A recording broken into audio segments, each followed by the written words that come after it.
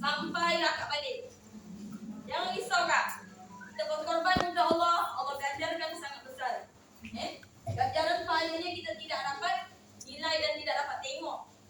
Lepas tu Allah rahsiakan pahala kak. Kalau kita tanya kenapa Allah rahsiakan pahala, sebab pahala tidak layak untuk di dunia. Sebab dunia ini musnah, dunia ini tidak kekal, sedangkan pahala itu kekal. Dan pahala ini sangat besar kak. Akak punya pahala solat subuh sebelum subuh pagi tadi yang 2 rakaat itu dia dah tak boleh muatkan dunia ni. Baru akak seorang. Siapa buat solat subuh 2 rakaat sebelum subuh, 2 rakaat, pahalanya lebih besar daripada dunia dan isinya kan? Semua orang dah tahu. Dan akak buat. Pahalanya tu kalau letak kat dunia tak muat. Orang ada yang buat, pahalanya tak muat kat dunia. Sebab itu Allah rahsiakan pahala itu. Tak muat kat dunia ni kecil. Sebab pahala tu sangat besar. Dan dia hanya layak di akhirat nanti. Sebab itu pahala ni yang kita akan tengok pada semula di akhirat. Tidak mustahil dan memang akan pasti pahala dan syurga itu akan menjadi objek bila di akhirat nanti yang kita dapat lihat, kita dapat tengok. Subhanallah, besarnya pahala kita. Maka bayangkan siapa rajin solat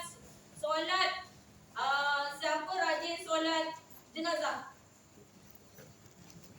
Apa rajin solat jenazah? Macam solat jenazahnya rajin sangat. Maksudnya gini, siapa suka solat jenazah, ada dia jenazah dia akan solat, sekali dia solat itu pahalanya sama dengan sebesar gunung Uhud. Gunung Uhud tu luas tak, besar, tinggi. Siapa solat jenazah dan ikhlas kerana Allah, Allah ganjarkan dia pahala sama dengan satu gunung Uhud. Akak gunung Uhud tu akak punya seorang. Kalau akak solat jenazah, habis tu yang ramai-ramai solat jenazah sampai dekat ratus-ratus orang tu, mana muat pahalanya nak letak dunia. Sebab itulah Allah rahsiakan pahala tu. Dan satu lagi, sifat pahala ni dia bersifat kekal. Sedangkan dunia ni tidak kekal. Sebab kalau letak yang kekal, letak kat dunia tak kekal, binasalah gila kita. Contoh akak nak pahala kan, Allah nak pahala, aku nak tengok juga tak kira. Nak tengok juga pahala tu, Allah letak pahala tu kat dunia. Nanti dunia akan hancur, pahala aku tak ada. Boleh faham? Sebab itu Allah rahsiakan pahala. Baik, jangan risau, pahala kita tetap akan ada bersama kita. Dan sebelum kita meninggal, Allah nampakkan dulu pahala tu. Bagi orang yang dah sampai roh dekat jasad, roh dia dah nak keluar, dah sampai dekat alam sini, apa yang Allah Ta'ala beri peluang pada dia ialah bila dia nampak dia punya pahala dan dosa. Pada mata dia atas, dia akan tersenyum bila dia nampak pahala ni. Kalau dah boleh diulang balik masa nak kumpul pahala banyak, waktu tu dia akan gembira, dia akan suka sebab dia nampak pahala dia. Dan dia akan berpaling bila Allah tunjukkan dosa dia. Kak, siapa yang banyak tengok dosa dia? Angkat tangan. Kalau kak nampak dosa kak ni, kakak duduk sini, kakak tak nak balik lah. Sebab dosa tu dah tengok ada kat rumah contohnya. Baik tu, dan itulah yang akan ditunjukkan. Iaitu bagi orang yang beriman, Allah nak pujuk dia dengan kesakitan sakaratul maut itu bila dinampakkan pahalanya. Yang cantik, yang wangi, yang harum, yang putih, yang sangat menyeronokkan. Dan akhirnya Allah ambil dia dalam keadaan dia tersenyum kerana dia nampak pahala dia. Itu yang sakit sakarat. Walaupun sangat sakit, tapi sekejap saja dia rasakan sebab dia nampak dia punya pahala. Boleh tak? Kalau cerita pahala dah seronok kak. Kak saya rindu kak sama sebulan baru jumpa, subhanallah. Tapi hari-hari saya ikut baiknya kelas ni. Kelas ni adalah kelas yang paling banyak kelas. Sejak itu mak saya tengok. Pagi ada, petang ada, tapi sejak itu mak je. Dan hari ni adalah hari syabaran bagi saya. Saya doa ya Allah Tuhan buka podcast semangat aku hari ni Allah. Sebab hari ni saya ada 3 kelas. Pagi saya kat sini, nanti lepas main Jumaat saya ada dekat ni, Kota Masai. Malam saya ada lagi satu kelas. Mudah-mudahan Allah beri kekuatan pada saya juga. Jangan sampai lepas malam soal saya akan hilang. Sebab saya tak suka pakai ni. Saya tak suka pakai ni. Bacakan macam tak Original. Kakak suka saya pakai ni. Sekarang lagi sampai hujung mana? Sampai orang kat kumpul semua datang. Suara saya kuat. Kenapa tak dengar suara saya? Dengar sangat kan? Ni saya tak tutup. Kalau saya tutup pun dengar juga. Okay? Alhamdulillah syukur. Kak hari ni sampai dengan 9 Rejab. Dan saya yakin dan saya pasti akak-akak telah diingatkan tentang bulan Rejab. Siapa mereka yang mengingatkan kita tentang bulan Rejab dan kita mengambil manfaat daripada apa yang disampaikan, kita adalah orang yang beruntung. Sebab apa makna Rejab? Kalau diingatkan dah tahu dah apa makna Rejab. Akak makna Rejab apa? Apa? Angkat tangan tu boleh jawab. Mana Rejab satu perkataan je kak? Rejab maknanya satu perkataan je. Siapa tahu apa dia? Yang belah-belah jemaah saya jangan sebab saya ni tak tahu ada jemaah saya daripada luar. Dia datang. Makna Rejab ialah mulia. Makna Rejab tu mulia. Kalau orang kata apa makna Rejab? Rejab tu maknanya mulia. Masuk oleh bulan Rejab, Allah akan muliakan orang yang muliakan bulan itu. Subhanallah. Siapa yang memuliakan bulan Rejab, Allah muliakan orang tu. Kerana apa? Kerana bulan Rejab ini Allah sangat muliakan dia. Kerana bila masuk ini bulan Rejab, Allah dah perintahkan bahawa bulan ini termasuk dalam bulan-bulan haram. Tidak boleh ada peperangan, tidak boleh ada pembunuhan, tidak boleh ada berlaku perkara-perkara yang besar, yang dosanya besar. Allah Ta'ala tidak izinkan kerana itu namanya bulan haram. Bermula dia masuk bulan Rejab, Allah muliakan bulan ini sehingga Allah Ta'ala orang maklumkan bahawa tidak akan ada peperangan dalam bulan itu. Itu orang Arab. Bila bulan ini namanya dimuliakan oleh Allah dengan Ahmad Rejab mulia. Nak muliakan bulan Rejab, Allah muliakan orang tu. Ya, macam mana nak muliakan bulan Rejab akak? Saya yakin dan saya pasti akak dah tahu dan akak dah buat. Okey, ada 3 perkara je yang saya ajar. Macam mana nak muliakan bulan Rejab? Yang pertama, banyakkan solat, banyakkan puasa sunat. Banyakkan puasa sunat. Sebab dia nak melatih diri kita untuk nak bertemu dengan yang namanya Ramadan. Itu latih. Itu Allah muliakan. Siapa puasa sunat Rejab ataupun siapa yang qada puasa dalam bulan Rejab, Allah beri dia ganjaran pahala yang sangat besar. Sebab dia muliakan bulan itu dengan berpuasa. Okay. Tapi puasa sunat plus puasa qada. Okay. Yang kedua, macam mana nak muliakan bulan Rejab? Banyakkan solat sunat. Solat sunat akak. Kalau dulu akak buat sunat 4 rakaat je, bulan Rejab akak gandakan. Cari kat mana lagi solat beri ruang waktu yang boleh dapat pahala solat sunat. Qabliyah, ba'diyah, solat sunat yang khusus, solat sunat yang khusus, solat sunat yang boleh buat berjemaah, solat sunat yang boleh buat seorang-seorang. Banyakkan kak. Siapa banyak solat sunat bulan Rejab, Allah tinggikan darjat dia. Saya yakin dan saya pasti depan saya ni, akak-akak yang istiqomah datang kelas ni, mesti akak dah selesai solat duha dan solat isyraq. Betul? Siapa yang dah, alhamdulillah, tahniah. Siapa yang belum, nanti balik buat. Buat sembahyang duha atau sembahyang. Buat sembahyang duha lah sekarang ni, isyraq dah lepas. Baik isyraq atau tidak. Okay, itu yang ketiga.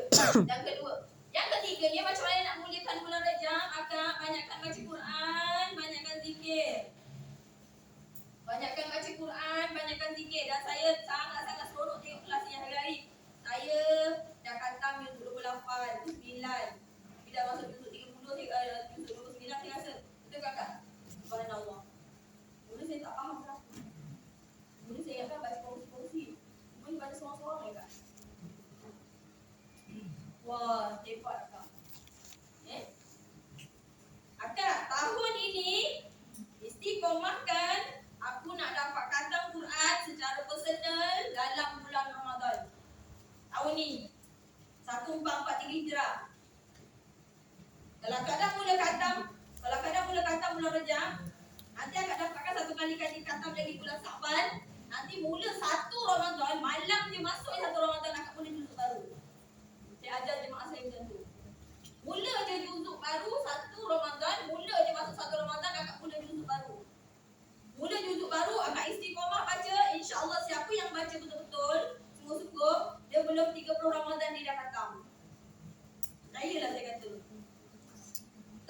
ni bagi mereka yang dah tak ada head, lepas tu yang tak bekerja, dia akan dapat khatam secara personal kan. Akak tengok berapa betapa gembiranya akak rasa tahun ini akan dapat khatam secara personal sendiri dalam bulan Ramadan. Atau ada yang orang yang berlumba-lumba untuk nak dapat khatam bulan Ramadan secara personal. Ada yang kadang dapat 2 kali. 15 Ramadan dia dah khatam. Betul, ada yang maklumkan saya. Ustazah, hari ini saya dah dapat khatam baru 15 Ramadan. Secara sendiri tak? Bukan secara berjemaah. Kalau saya berjemaah, tiap hari boleh khatam. Secara berjemaah ni kalau lebih ni, kalau saya kita buat baca khatam hari ni, boleh khatam hari ni. Saya baca duduk 1 yang lain, duduk 2, 3, 4, 5, 6, 7, baca serentak. Dalam 1 jam semua orang habis. Dapat khatam 1 kali. Itu kalau baca berjemaah. Tapi kita cabar diri kita untuk baca secara personal seorang-seorang. Boleh? Siapa nak, insya-Allah Allah buka jalan. Wa may yattaqillah yaj'al lahu makhraja. Saya selalu pegang ayat tu. Wa yarzuqhu min haitsu la yahtasib. Baru ni saya dapat hadiah macam-macam. Hadiah hari jadi saya yang ke-50 sangat banyak tahun ni. Sebab hadiah saya dah lepas dah. Kelas ni tak tahu lah, saya tak maklumkan. Kelas lain saya tak tahu macam mana dia orang tahu. Macam-macam majlis di bawah untuk saya. Saya macam dah tak kata, dah tak bersyukurnya. Lepas tu saya sayang semua jemaah saya sayang. Saya ajar 7 kelas. Ada 2 kelas yang tak tahu lagi ada jadi saya sebab kelas ni. Betul? Kan? Itu pun hadiah saya dah banyak dah. Anak saya jealous. Ibunya sudah dapat hadiah je. Dah lepas baru ni pun dapat lagi. Dia kata hadiah adik jadi. Ya Allah, dapat lagi. Alhamdulillah. Itu yang namanya wayar zuhum min haitsu la yahtasib. Allah datangkan rezeki daripada arah yang kita tidak sangka. Yakin? Wa may yattaqillah yaj'al lahu makhraja. Siapa yang bertawakal kepada Allah, Allah akan beri dia jalan keluar. Akak sedih macam mana Allah beri kesedihan, Allah ganjarkan kesedihan itu dengan jalan keluar. Yang penting wa may yattaqillah. Bertakwalah kepada Allah. Tawakal kepada Allah. Akak kalau tahu surah daripada surah apa? Itu surah At-Tolak. Surah At-Tolak tu cerita pasal perempuan kena talak. Cerita daripada surah At-Tolak. Kita talak. Bagaimana seorang perempuan ini kalau kena talak dia ada iddah. Dan bagaimana perempuan ini dalam iddah itu kisah itulah ayat Al-Quran turun. Allah Taala keluarkan ayat itu. Wa may yattaqillaha yaj'al lahu makhraja wa yarzuqhu min haitsu la yahtasib. Okey, tawakal pada ayat tu. Amalkan ayat ni. Ini bukan ayat memang nama ayat 1000 dinar. Jangan mengharapkan dinarnya, jangan. Akan mengharapkan keredaan Allah, Allah bagi semua yang akak nak. Insya-Allah. Boleh? Insya-Allah. Saya sebenarnya kali saya.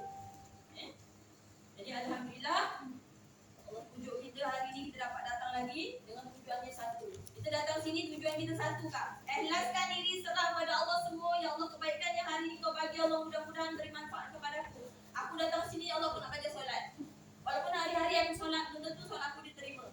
Kenapa aku nak belajar solat lagi hari ni? Tiap hari aku solat. Kenapa?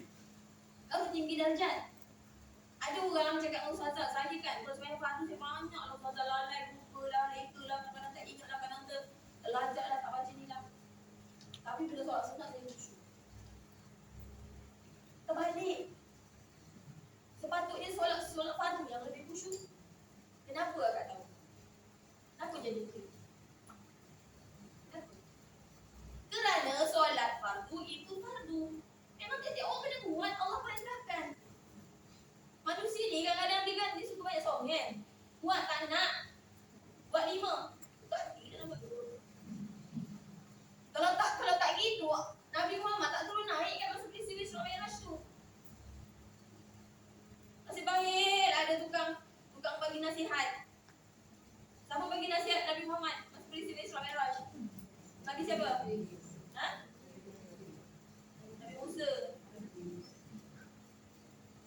Dia bagi nasihat. Dia kata umat kau bukan besar sangat pun nak 50 waktu. Minta lagi kurang. Itulah keistimewaan bulan Rejab. Akak 3 bulan ni kenapa Allah mulakan? Akak kena tahu kenapa.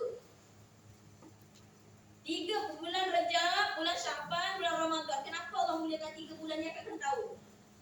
Dia ada satu peristiwa yang hebat dalam 3 bulan tu. Sebab itu Allah muliakan 3 bulan ni. Bulan Rejab Allah muliakan kenapa? Kerana ada Isra Mi'raj. Dan Isra Mi'raj tu berlaku bila kak? 27 Rejab. Malam ke siang? Malam, jangan sebut siang Bermula malam 27 Rejab Allah mula gerakkan Nabi Muhammad sallallahu alaihi wasallam daripada Mekah ke Masjidil Aqsa. Itu namanya Isra. Pergerakan itu namanya Isra. Okey, ini Mekah. Ini Masjidil Aqsa. Bergerak Nabi Muhammad ini bermula malam 27 Rejab masuk Maghrib kan? Masuknya Maghrib itu maksudnya malam 27 Rejab. Bergerak je waktu tu dah mula 27 Rejab. Malam tu Nabi mula diisrakan dari Masjidil Haram ke Masjidil Aqsa di Palestin. Agak dekat Palestin tu jauh tau jarak ni, orang Islam yang terbang. Tapi Nabi diperjalankan. Dan ditemani oleh Jibril. Kemudian daripada Masjidil Aqsa ini ada beberapa perkara pelik yang Nabi lalui. Kena tahu tu. Bagaimana Nabi diberi minum susu madu. Bagaimana Nabi menjadi imam kepada semua para Nabi dan Rasul. Beruji macam mana Nabi boleh jadi imam pada solat dengan semua Nabi dan Rasul. Mana Nabi dengan Rasul ada lagi waktu tu kak? Betul tak? Nabi kita kan Nabi yang terakhir betul? Mana pergi Nabi-Nabi yang dulu? Dah tak ada dah. Zamannya pun dah tak ada. Tapi kenapa sebelum Nabi di-mi'rajkan ke langit, Nabi menjadi imam kepada semua para Nabi dan Rasul. Lepas tu barulah Nabi dinaikkan ke langit, di-mi'rajkan. Nanti namanya Isra. Mi'raj ke langit. Diperjalankan. Diperjalankan tu bukan maksudnya bukan Nabi jalan dengan roh je, dengan jasad sekali. Kalau kita mimpi akak bergerak syurga kat tidur, mimpi di DL. Apa mana saya mimpi pergi DL? Tak tahu kau buat apa kat KL, saya jalan-jalan kat taman. Masih itu roh akak yang berjalan, jasad akak ada kat rumah. Tidur kan, tapi Nabi tak. Nabi diperjalankan dengan roh dan jasad sekali naik. Okey? Bertemu dengan Allah SWT di langit yang ketujuh yang namanya Sidratul Muntaha. Atau ada yang kata ustazah, maksudnya nak Allah duduk dekat situ ke? Ada yang tanya macam tu. Allah duduk kat situ ke kak? Kalau nak jumpa Allah pergi situ lah. Boleh? Itu tidak bermakna Allah duduk situ. Dia jumpa masa peristiwa Mi'raj, Isra Mi'raj tu di situ, di Sidratul Muntaha. Sidratul Muntaha tu yang boleh masuk Nabi Muhammad seorang je. Walaupun Jibril itu penghulu segala malaikat, dia menemani Nabi daripada mula Isra dan Mi'raj, tapi dalam peristiwa Nabi nak bertemu dengan Allah di Sidratul Muntaha, malaikat Jibril tak pergi. Sampai kat satu tabir yang mana ada lepas tabir itu Allah bertemu dengan Nabi, Jibril kata aku tak boleh. Sampai sini je aku boleh teman. Sampai tabir ni kau kena bergerak sendiri. Kita tengok betapa Nabi saja yang mampu melihat zat Allah. Nabi Muhammad saja yang mampu melihat zat Allah. Zat tu bentuk macam kita macam kedai kita bentuk itu. Nampak mata ada tangan kaki tiga macam tu. Kerana apa? Kerana iman Nabi.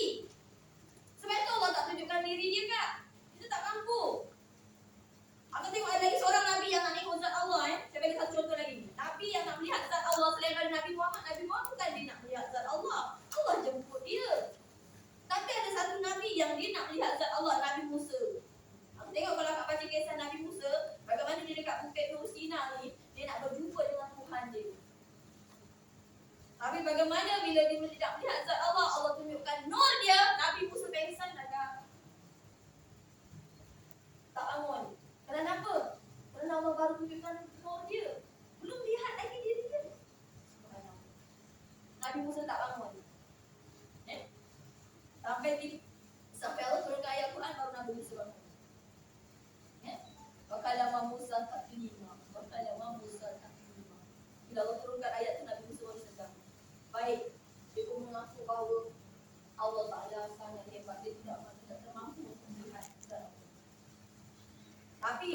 Berbangga kita Kak kerana Nabi kita saja yang dah melihat zat Allah.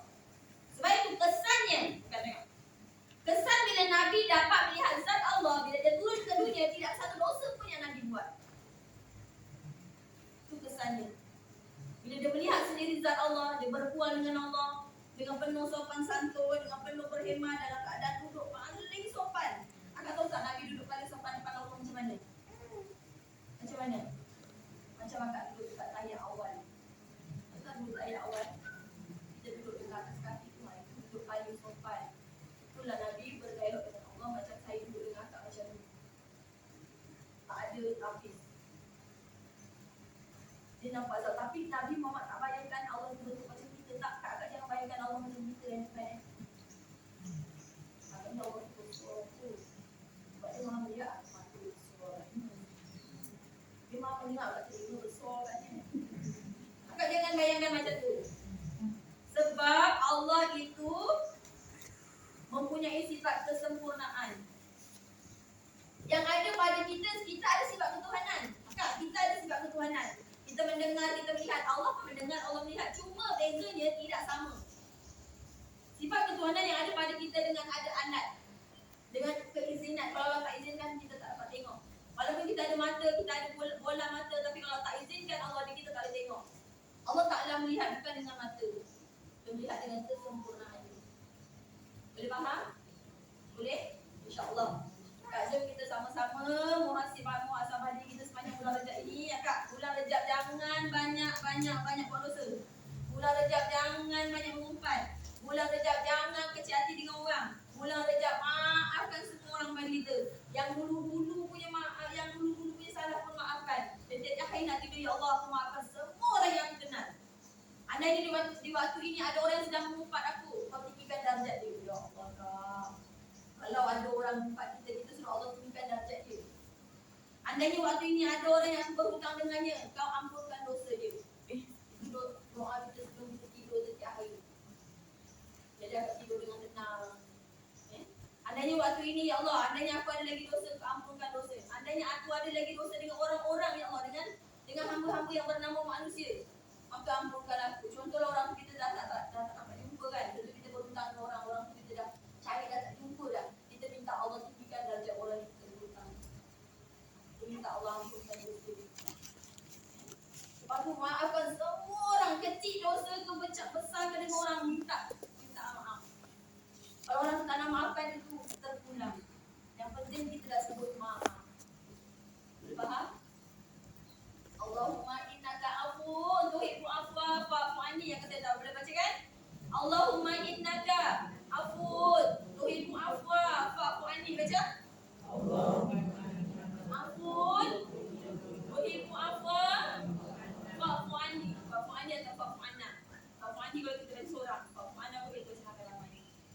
Itu doa dalam bulan Rejab. Banyakkan insya-Allah. Ikhlaskan hati jumpa Sa'ban. Tarbiyah lagi hati tujuh sampai bulan Ramadan jiwa akan tenang. Sambutlah Ramadan dengan keikhlasan. Ibadahlah dalam itu dengan penuh keikhlasan kerana Allah, dan juga waktu itu Allah akan tinggikan darjat itu. Sudah tentu malam Lailatul Qadar. Satu lagi. Apa kemuliaan bulan Sa'ban? Panjang pula sikit. Apa kemuliaan bulan Sa'ban? Hadir, kemuliaan bulan Ramadan, bulan Rajab ada Isra Mi'raj. Apa kemuliaan bulan Sa'ban? Nisfu Sa'ban. Nisfu tu maksudnya apa? Separuh. Nisfu tu maksudnya separuh. Separuh dari bulan Sa'ban ialah 15 Sa'ban. Sebab tu 15 Sa'ban, masuknya 15 Sa'ban dia akan sebut Nisfu Sa'ban. Apa tu Nisfu Sa'ban? Nisfu Sa'ban itu adalah di mana buku amalan kita dinaikkan ke langit, tukar dengan buku yang baru. Nisfu Sa'ban bila mana buku amalan kita dicatat, buku catatan amalan kita dinaikkan ke langit, disimpan di satu tempat yang namanya Illiyin. Illiyin itu tempat kitabum marqum, tempat tersimpan kitab amalan. Akak jangan tanya saya almarhumnya macam mana. Akak jangan tanya saya kelompoknya macam mana. Tempat simpan buku tu. Tapi buku catatan amalan tu pasti dia akan dikeluarkan sebelum umur kat 60 tahun ada buku catatan amalan 60 buku. Dia akan dapat balik semula bila nama kita dipanggil di padang mahsyar nanti. Tu kehebatan bulan Sa'ban. Dan kehebatan bulan Ramadan semua orang, dan saya yakin semua orang dah tahu, iaitulah malam Lailatul Qadar. Lepas tu 3 malam ni, 3 bulan ni yang Allah muliakan kerana ada 3 perkara tu. Jom sama-sama kita beramal dalam 3 bulan ini. Mudah-mudahan Allah pilih kita lagi. Jangan lupa baca Allahumma barik lana fi Rajab wa Sa'ban wa balighna Ramadan. Kadang ada Allahumma barik lana Rajab sekalian. Sa'ban dah meninggal. Ramadan lagi tak ada. Ramadan dia dah duduk dekat alam tadi. Ada orang meninggal 1 Ramadan lagi sedih. Kalau orang meninggal 1 Ramadan dengan meninggal 1 Syawal, mana lagi sedih? Kalau orang yang memilih, dia akan tahu lebih sedihnya dia meninggal 1 hari raya. Sebenarnya dia lebih sedih kalau dia meninggal 1 Ramadan. Mudah-mudahan tahun ni kita dapat 2 Ramadan. Tante yang cakap ni, sebakat jemaah saya dah ramai meninggal. Masa PKP ada beberapa orang jemaah saya meninggal. Sedihnya makcik tu selalu datang kepada saya. Ustazah, saya tak tahu lepas dia umur tak Ustazah, tak sakit, duduk depan kalau perlu belajar. Dah meninggal dah. Ingat lagi nama dia. Boleh kat dia. Cik Dia saya ingat. Dah meninggal. Baik, alhamdulillah. Ada masalah nak tanya? Belum saya tajuk lagi. Akak, sebelum tu saya minta maaf. Saya kalau nak ngajar, saya akan cerita yang macam-macam ni dulu. Kalau akak tak suka, akak bagi tahu. Tengok aku, soalan ni cerita lain. Mantap solat cerita. Akak kalau akak tak suka, akak bagi tahu. Saya terus datang terus masuk tajuk. Korang tahu? Suka nak baca ni dulu-dulu ke nak tahu belajar? Baca ni dulu. Kenapa akak saya suka buat macam ni? Saya nak sentuh hati akak. Nak sentuh hati akak supaya hati tu jadi lembut, boleh menerima apa yang kita nak terima, kita nak belajar. Bila hati dah bersih, macam akak pasal pinggan akak beli sepan baru. Air pun tak meresap lagi. Pinggan tak ada bersih kak. Akak duduk dah letak pinggan sepan tu dekat bawah air. Dah meresap dah. Macam itulah keadaannya hati kita. Kalau dia keras, dia tak lembut, akak saya bagi apa pun nanti mantul. Apa dia tu Ustazah ajar hari ni. Tapi bila hati dah lembut, nanti saya bagi apa pun semua masuk je. Itu yang akak ingat saya. Sebulan je pun lama dah dari Ustazah hari ni. Okey? Boleh. Itu sebabnya saya buat dulu. Tazkirah. Sebenarnya untuk hati saya dulu. InsyaAllah. Okey dah. Habis. Sekejap lagi saya minum air kelas. Hari ni saya tak puasa. Hari ni saya siapa nak puasa hari mana boleh? Sekejap Okey. Ini tak nak tanya. Kak, pagi depan. Pulang-pulang kan ke depan sekali.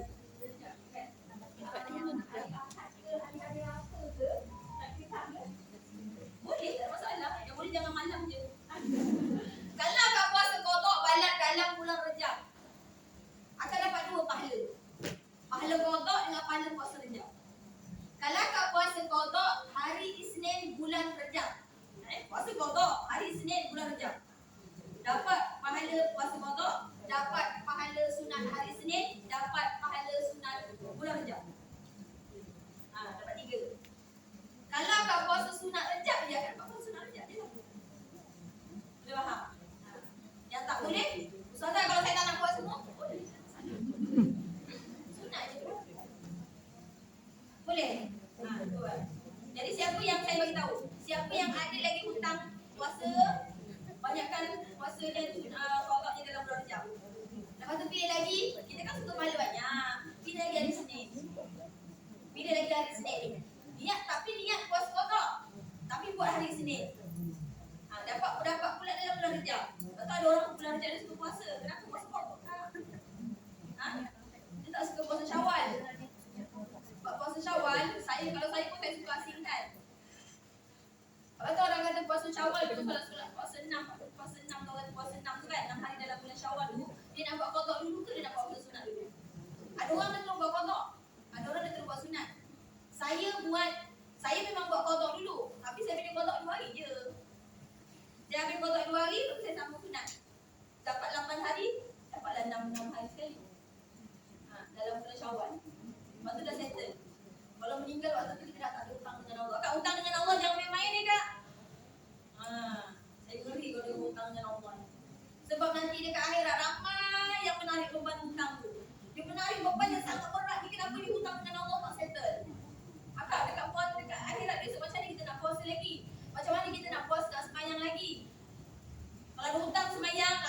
bayar masa tu, macam mana nak bayar? Sebab hutang dengan Allah, kalau akak hutang solat, bayarnya solat. Allah tak perlukan duit pun kak. Dia yang bagi kita. Dan siapa yang hutang puasa, bayarnya puasa. Lepas tu, kena check diri kita balik. Siapa yang masih berhutang, contoh dulu kan budak-budak suka poteng-poteng kan? Kan? Kau tahu? Sampai tiba satu waktu, sampai contoh kita dah sakit, contoh kita dah tak buat satu je taubat. Ya Allah, andainya aku banyak lagi dosa solat, dosa puasa. Ampunkan aku ya Allah. Dengan Allah ni senang sikit. Kenapa? Bila kita taubat je. Sampai tiba satu taubat yang akan boleh keluar air mata. Duduk sampai taubat keluar air mata. Sebab kita ni bila bersendiri tak, kita kena tenang diri kita. Kita kena beri kita, aku ni siapa? Bangun diri kita, aku ni siapa? Nanti kita rasa rendah diri, akhirnya kita keluar air mata. Itulah namanya air mata taubat. Sampai mana air mata taubat tu keluar, mata kita dah penuh dengan ketenangan. Allah dah terima taubat kita. Itu dalam bulan Rajab ni banyakkan solat taubat. Banyakkan solat taubat. Jangan tinggal. Solat raya kan tak nampak tahu. Solat taubat. Satu lagi solat witir. Jangan tinggal. Ini banyak pula ustazah suruh buat. Tadi semain rumah dia suruh buat juga. Malaysia dia terjadi banyak pula. Ada sunnah banyak kalau ada sunnah. Kan? Okay, boleh? Ada lagi nak tanya? Ada? Ada. Wallahu a'lam bishawab. Kita terus kepada pengajian kita. Minggu sudah. Kita baru masuk pada pengenalan solat, hukum, kan? Betul kan? Hari ini kita nak masuk bagaimana kita nak menuju kepada kesempurnaan solat sebelum solat. Nak menuju kepada kesempurnaan solat sebelum solat. Dia ada sebelum, semasa solat, selepas solat. Hari ini kita nak pergi kepada perkara yang sebelum